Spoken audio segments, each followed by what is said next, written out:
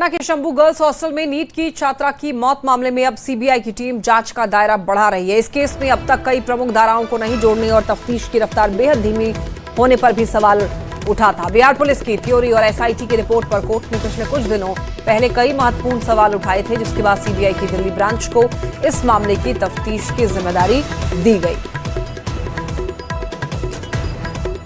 देखिए, नीट छात्रा संवेदना की मौत का मामला है और इस मामले में आपको बताते चलें कि सीबीआई ने जांच का दायरा जो है वो बढ़ाया है।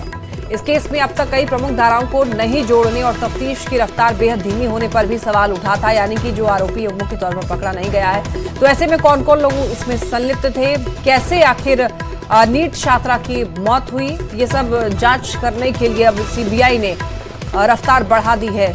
ज्यादा जानकारी के लिए न्यूज 18 संवाददाता शंकर आनंद हमारे साथ जुड़ रहे हैं। शंकर, नीट छात्रा मौत मामले में सीबीआई ने अपने जांच का दायरा बढ़ाया है। एक बार पूरी जानकारी दीजिए कि अब इस केस में आगे क्या कुछ हो रहा है।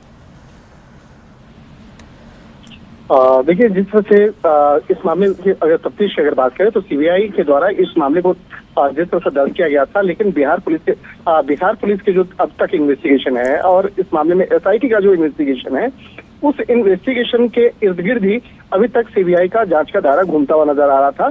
लिहाजा अब इस मामले पर जो हमारे सूत्र बताते हैं कि अब इस मामले को ट्रांसफर करके सीबीआई मुख्यालय को भेज दिया गया है। सीबीआई मुख्यालय स्थित जो एंटी करप्शन ब्रांच यानी एसी बीट ब्रांच 2 की जो टीम है वो इस मामले की आगे की तफ्तीश कर रही है। और जिस तरह से पिछले कुछ दिन पहले बिहार स्थित जो सीबीआई की विशेष कोर्ट है, वहां इस मामले में सुनवाई के दौरान में काफी डांट भी पड़ी थी और काफी इस मामले पे कई तरह के सवाल भी उठाए गए थे, क्योंकि अभी तक इस मामले में एक पीड़िता के पक्ष का जो कहना है, उनके परिजनों का कहना है कि बहुत ज्यादा अब तक इस मामले में बेहतर कार्रवाई नहीं हो पाई है। बिल्कुल, अभी तक रफ्तार धीमी थी शंकर, और अब जांच की जो रफ्तार है वो तेज करने की बात की